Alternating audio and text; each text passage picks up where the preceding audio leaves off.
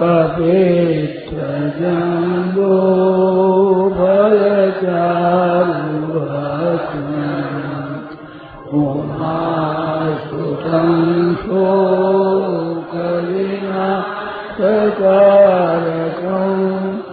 नमामि विघ्नेश्वरपादपङ्कजं कार्पण्यरोधो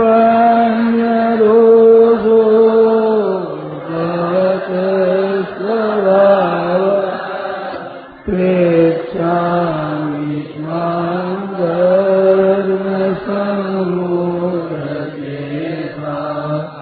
यस्यान्निश्चितं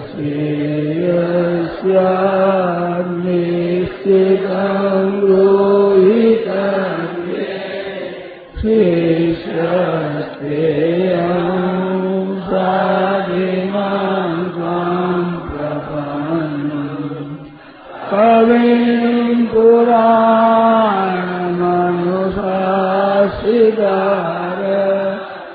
मनोरमीयां समनुस्मरेत् सर्वस्य भागारमचिन्त्यरूप मागेत्यवरं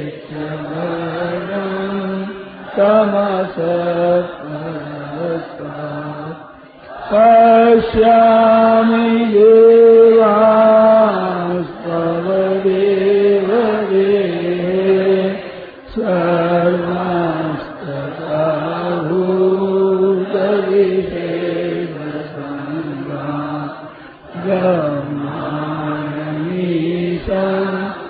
कमलासनस्थ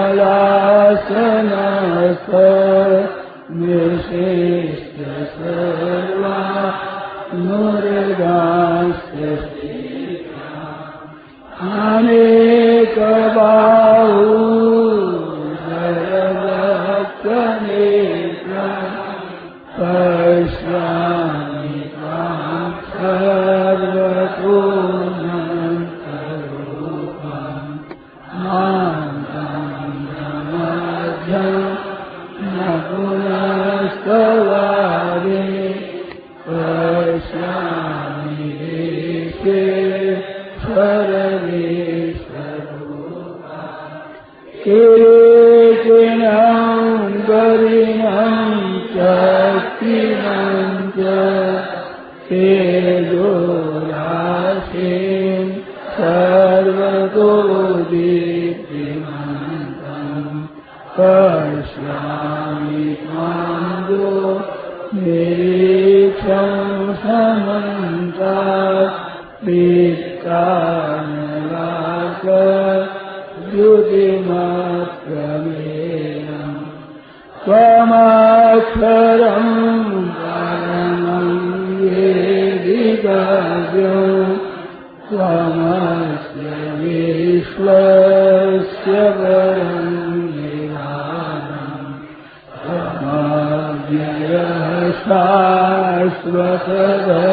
शाश्वतधर्मगोप्ता सनातनस्त्वं पुरुषो मतो मे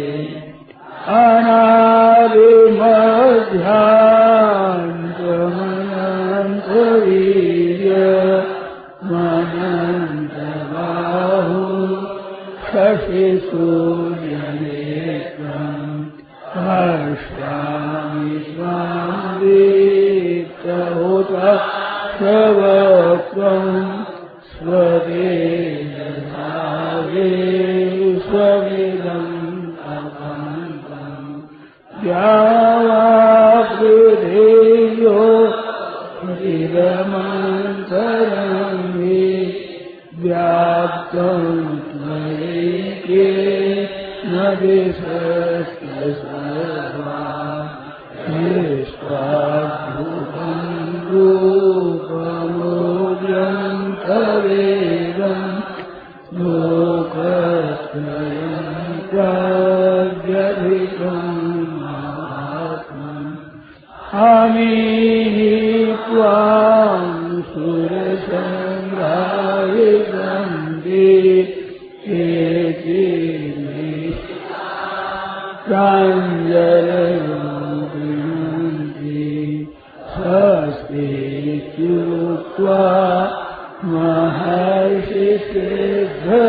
महर्षिसिद्धसङ्घाः स्तुवन्ति मां स्तुतिभिः पुष्कराभिः रुद्रादित्या वसवो ये साध्या विश्वेश्विनो मरुत सोष्मराष्ट्र गन्धर्वयक्षा सुरसिद्धसङ्घा वीक्षन्ते मां विस्मिताश्चैव सर्वे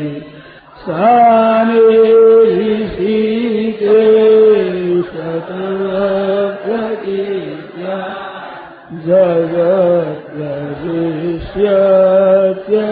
जगत्प्रविश्यत्यनुरज्यते रक्षांसि हिता प्रीतिभूद्रवन्ति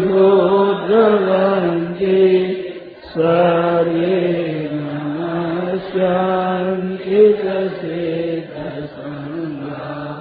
तस्माच्च देना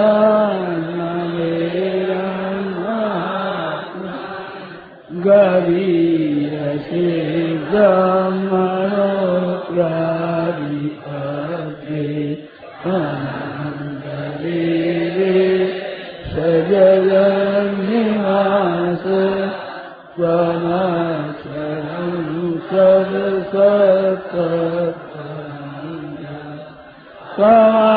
त्वमादिदेव पुरुषपुराण त्वमस्य विश्वस्य परं धिक्कास्त्रिवेद्यं च परं च धाम त्वया ततं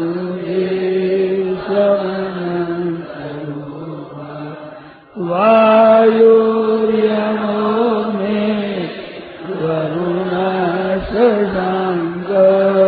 प्रजापतिस्त्वं सपितामहश्च नमस्ते कुशलसते पुनश्च भूयोऽपि नमो नमस्ते नमः पुरस्तादसपृष्ठदस्ते नमोस्तुते सर्वदेव सर्व अनन्तवीर्या निकविक्रमस्त्वं सर्वं समाप्तो हिततोऽसि सभेति मात्वा सर्वं हे कृष्ण हे राघव हे सखेति प्रजानता महिमानं तवेदं मया प्रमादात् प्रणयेन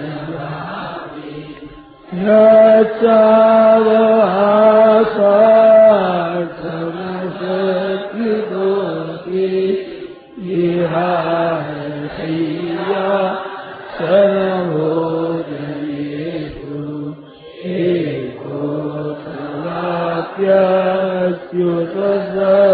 एकोऽथवाप्यच्युतसमक्षं तच्छामहि त्वामहमक्षमेव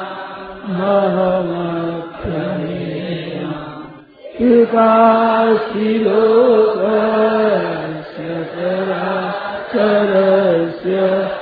त्वमस्य पूज्यश्च गुरुर्गरीया न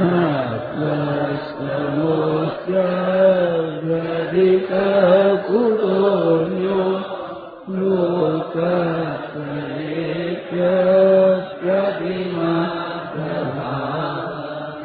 तस्मात् प्रणम्य प्रणिधाय कायं प्रसादयित्वा महमीशमीजं हितेव पुत्रस् सखेव सख्यो प्रियः प्रियायार्हसि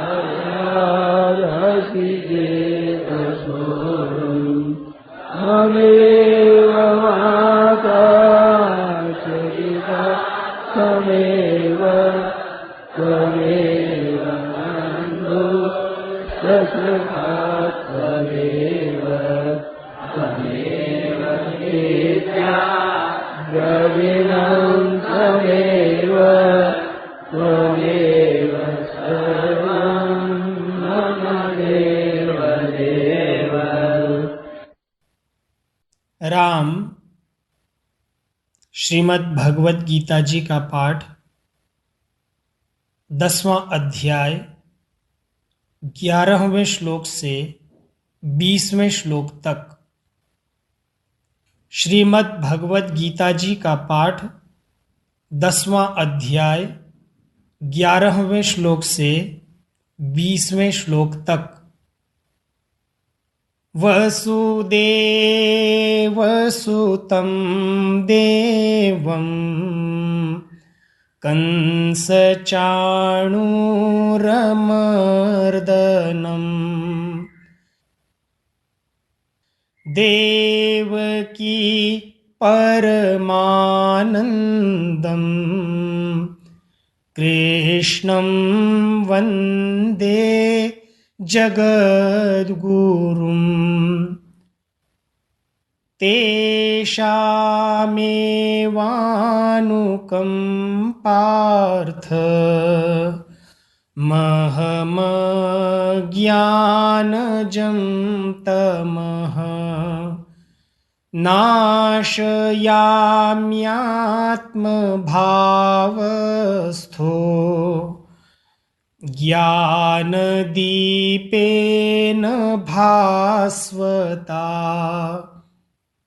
अर्जुन उवाच परं ब्रह्म परं धाम पवित्रं परमं भवान् पुरुषं शाश्वतं दिव्य मादिदेवमजं विभुम् आहुस्त्वां ऋषयः सर्वे देवर्षिर्नारदस्तथा असितो देवलो व्यासः स्वयं चैव ब्रवीषि मे सर्वमेतद्धृतं मन्ये यन्मां वदसि केशव न हि ते भगवन् व्यक्तिं विदुर्देवान् दानवाः स्वयमेवात्मनात्मानं वेत्थत्वं पुरुषोत्तम भूतभावन भूतेश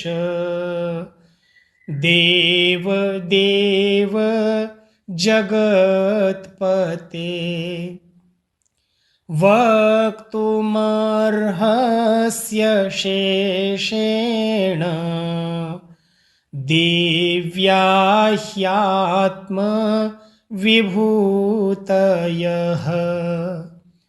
याभिर्विभूतिभिर्लोका निमांस्त्वं व्याप्य तिष्ठसि कथं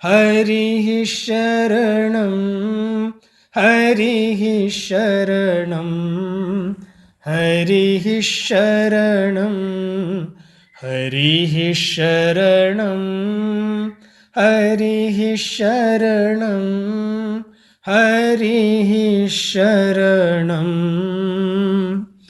हरिः शरणं राम राम राम।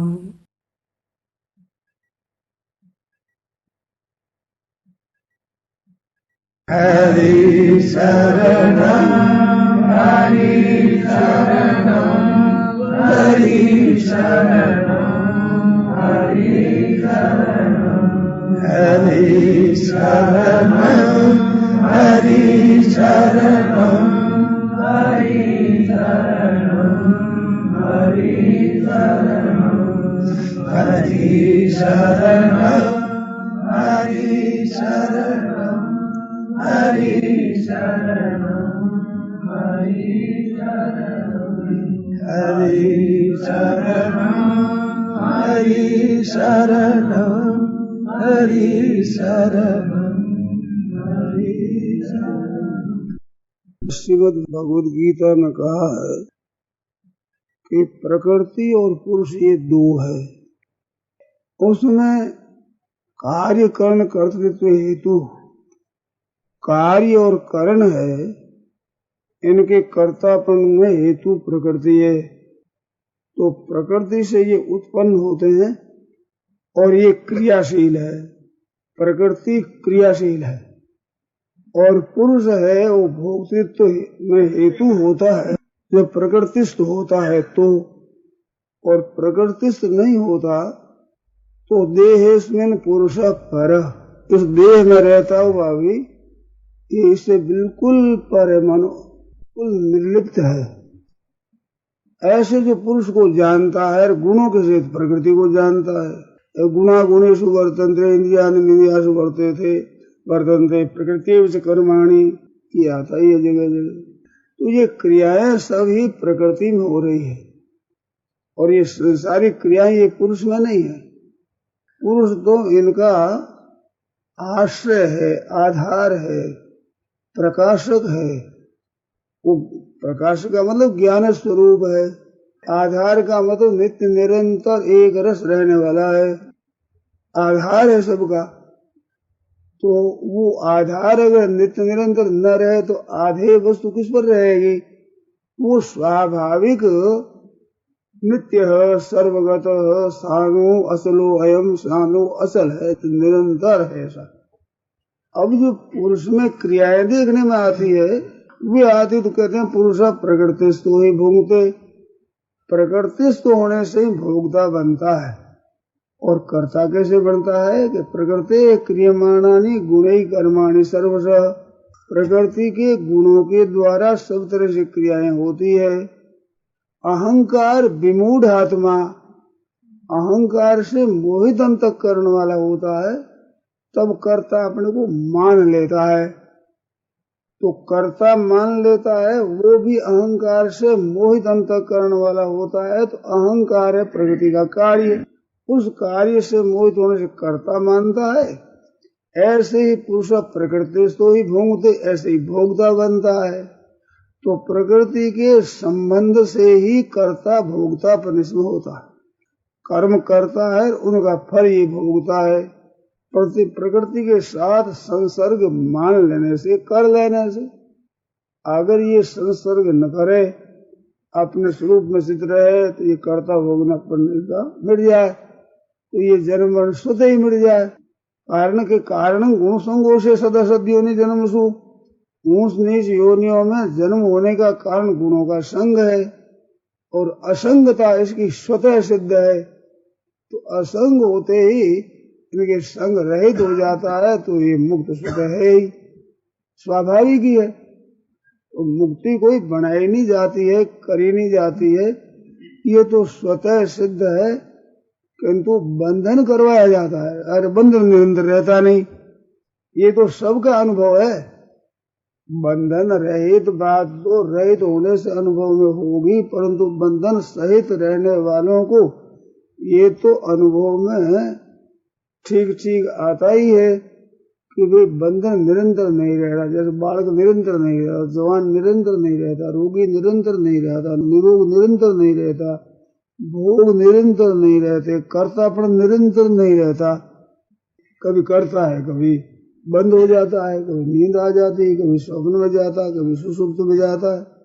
तो ये क्रियाएं हरदम होती रहती है और इनमें ये रहता है जैसा का तैसा ही। ये तो सबका अनुभव है ना। परिवर्तन जितना होता है सब क्रियाओं में होता है, प्रकृति में होता है, और क्रियाएं होती है। तो क्रियाओं का विभाग अलग है और ये प्रकाश करने वाला ज्ञान है, ज्ञान स्वरूप, इसका विभाग अलग है। तो गुण कर्म तो इधर रह गए, ये ज्ञान रूप रहा था। ज्ञान और क्रिया दो विभाग हुए। तो ज्ञान और क्रिया जिसमें ज्ञान स्वरूप पुरुष है, क्रिया रूप से प्रकृति है। तो उसे हम कैसे करते? हमारा परिश्रम कब होता है? कल प्रसंग चला था कि इसमें कर्तृत्व अभिमान होता है, फलाशक्ति होती है, तब करने का परिश्रम होता है। अगर ये फलाशक्ति न रहे, कर्तृत्व न रहे, इसमें परिश्रम नहीं होगा, कर्तृत्व नहीं होगा, स्वाभाविक स्वतः है जो का त्यों रहेगा।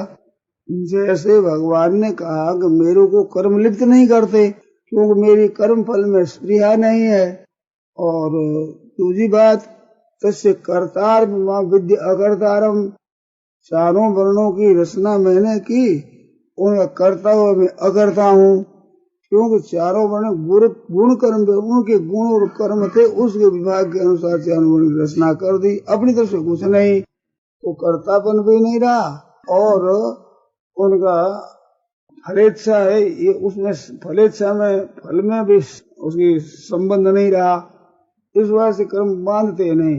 भगवान की इतनी मांग यो भी जाना थी। इस तरह से जो कोई भी जानता है कर्म भिन्न न संबद्धते, वो भी कर्म से बंधता नहीं। क्यों? गुण कर्म विभाग अलग है ना, ये इनसे संबंध नहीं, वो भी नहीं बंधता।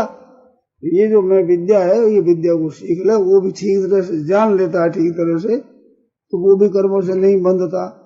तो बंधे कैसे हो? कर्तृत्व तो अभिमान हो, फलाशक्ति हो, तब ने परिश्रम पड़ता, तब ने बंधता है, तब बंधा पर भोगता है। तो इससे अलग होने पर इसमें कर्ता भोगता नहीं होता, वो बंधता नहीं, मुक्त हो जाता है। तो मुक्त तो है, परंतु संबंध जोड़ने से मुक्ति का अनुभव नहीं हो रहा है, और संबंध विच्छेद करते ही उसका अनुभव हो जाता है। अब इसमें एक विलक्षण बात है। एक पहले अविद्या होती, अज्ञान, उसके बाद होता है अस्मिता, एक अहंकार, उसके बाद होता है राग, उसके बाद होता है द्वेष, उसके बाद होता है मरण भय। ये 5 क्लेश माने गए। क्लेश है तो क्लेशों के मूल में अविद्या है और अंत में मरण भय है, उसमें बीच में राग और द्वेष है। तो जिन लोगों ने अज्ञान पर विचार किया, अविद्या पर विचार किया, तो अविद्या के नाश करने से सबका नाश हो जाएगा। तो कारणाभावात कार्याभाव, कारण के अभाव से कार्य का अभाव हो जाता है। तो कारण है अविद्या, अविद्या क्षेत्र मुत्तरेषाम प्रसुप्त तन्विच्छिन्नोदाहरणाम, उसका अभाव से अगाड़ी अस्मिता राग द्वेष अभिनिवेश मिट जाएंगे। तो एक उपाय ये है कि मूल में अज्ञान को मिटा दिया जाए तो ये सब मिट जाएगा। दूसरा उपाय एक है कि जो राग द्वेष है इनको मिटाया जाए, तो यह से परिपंथे न हो। गीता कहती है इंद्रिय से इंद्रिय से राग द्वेषो, प्रत्येक इंद्रिय के विषय में राग और द्वेष अनुकूलता प्रतिकूलता को लेकर व्यवस्थित है, इन दोनों को वश में न होवे, क्योंकि तो ही से परिपंथ, उसके शत्रु ये दो ही राग और द्वेष है। इनके वश में नहीं होगा तो क्रियाएं होगी, राग द्वेष के वश में होने से राग द्वेष पुष्ट होते हैं, और राग द्वेष के वशीभूत और नाकाम करने से ये राग द्वेष नष्ट हो जाते, इनको पुष्टि नहीं मिलती, इनको खुराक नहीं मिलती, तो मिट जाते हैं ये। तो राग द्वेष रहित और काम करे। तो राग किसमें होता है? राग होता है पदार्थों में, व्यक्ति में, क्रिया में, इनमें राग होता है। तो हम जो कोई काम करें तो एक तो राग के लिए करें, मानो अमुक वस्तु मिल जाए, भोग मिल जाए, पद मिल जाए, अधिकार मिल जाए, सुख मिल जाए, ऐसे विचार करें, काम करें एक तो, और एक काम करें कि ये हमारा राग मिट जाए, राग द्वेष मिट जाए, अभिमान मिट जाए, ये मिटने के लिए कर्म करें। बस यहाँ से ये दो धारा शुरू होती, दो काम दो तरह से, भावना दो तरह से चलती है। तो राग पूर्वक फलिच्छा पूर्वक काम करेंगे तो कभी नाश नहीं होता, होगा ही नहीं। क्यों नहीं होगा कि राग पूर्वक काम करेंगे, फलिच्छा रखेंगे तो फल आएगा, और फल भोगेंगे, फिर भोगने की इच्छा होगी, फिर करने की इच्छा होगी। तो क्रिया और पदार्थ ये तो नष्ट होते रहेंगे, और राग हमारे में पकड़ा हुआ रहेगा, तो राग नया कर्म करता रहेगा, तो अंत कभी नहीं आएगा, कभी नहीं अंत आएगा। और राग द्वेष को मिटाने के लिए हम काम करेंगे तो इसमें एक विलक्षण बात है। जब इस प्रक्रिया को हम हाथ में लेते हैं तो हमारा जो कर्तृत्व होता है ना, कर्तृत्व कल बताया ना भाई, फल की इच्छा न हो और कर्तृत्व अभिमान न हो तो स्वाभाविक कर्म होंगे। तो कर्तृत्व होता है वो किसी न किसी प्रयोजन को लेकर कर्ता बनता है, और प्रयोजन हमारा राग नहीं रहा, फल इच्छा नहीं रही, और इस राग मिटाने का उद्देश्य रहा, तो मिटाने के लिए हम करते हैं। तो क्या करेंगे, अपने लिए कर्म करते हैं, तब हम फंसते हैं। तो वो कर्म औरों के लिए करें, अपने लिए करें ही नहीं। कोई भी कर्म करें और दूसरों के हित के लिए ही करें।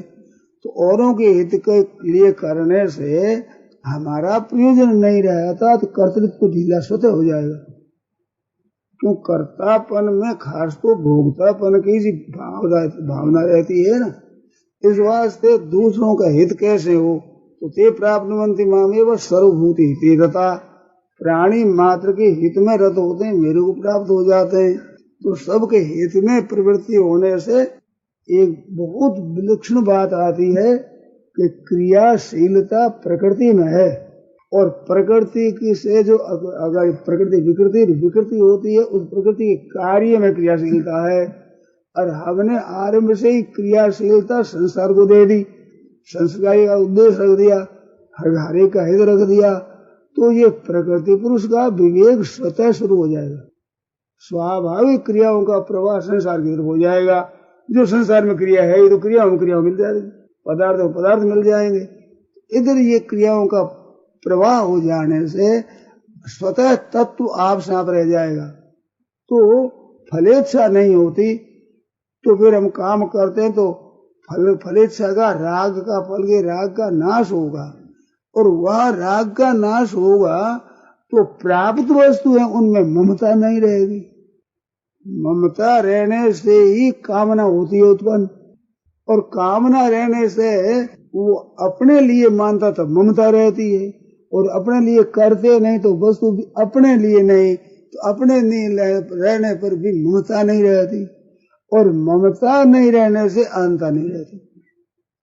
जिधर राग गया उधर ही ममता गई, उधर भी अहंता गई। तो निर्ममो निरहंकार शांति में गच्छति विहाय कामान यह सर्वान पुमांस्तति निष्प्रिय।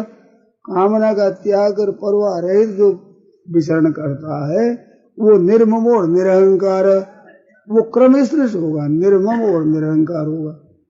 तो पहले प्राप्त वस्तुओं में ममता होती है, तब नई वस्तु मिलेगी कामना होती है, और कामना को उद्देश्य करते हैं तो कर्तृत्व आता है। और कामना है ही नहीं, ममता है ही नहीं, तो कर्तृत्व स्वतः नहीं होगा। और होगा तो वो भुने बीज की तरह केवल प्रतीति बात, वो टिकेगा नहीं। उसके साथ पदार्थों का, वस्तुओं का, क्रियाओं का संबंध नहीं जुड़ेगा, तो शांति की प्राप्ति स्वतः हो जाएगी। जो स्वतः है, इस वजह से परिश्रम नहीं होता, परिश्रम में ही कर्तृत्व होता है, परिश्रम बिना कर्तृत्व नहीं होता। जैसे श्वास चलते हैं, भोजन किया हुआ पचता है, तो उसमें परिश्रम करना नहीं पड़ता, आप साफ हो जाता है, तो उसमें कर्तृत्व नहीं होता। जैसे बालक से जवान हो जाता है, तो बालक से जवान होता तो क्रिया तो होती है, बढ़ता ही धीरे धीरे जवान होता है, परंतु उसमें कर्तृत्व नहीं होता। ऐसा नहीं होता मैं जवान हो रहा हूँ, जवानी आ रही है ऐसा कह सकते हैं, परंतु मैं जवान हो रहा हूँ ऐसा नहीं होता है। भोजन करते तो मैं भोजन करता हूँ ऐसा होता है। जहाँ भोजन नहीं करता है, भोजन पचता है, वह क्रिया तो होती है, नहीं तो भोजन का परिपाक कैसे होगा। शरीर को पुष्टि पहुंचे, रस रक्त आदि बढ़ते हैं तो क्रिया तो होती है, परंतु कर्तृत्व अभिमान न रहने से क्रिया है वो अपने लागू होते ही नहीं, उसको कोई पाप पुण्य लगता ही नहीं। ऐसे वो रहित हो जाता है, श्रम रहित हो जाता है, परिश्रम नहीं होता तो कर्तृत्व उसमें नहीं है। इस तरह से गुणेश वर्तन ज्ञान मार्ग से, और इसमें औरों के लिए हो गया, भक्ति मार्ग भगवान के लिए हो गया।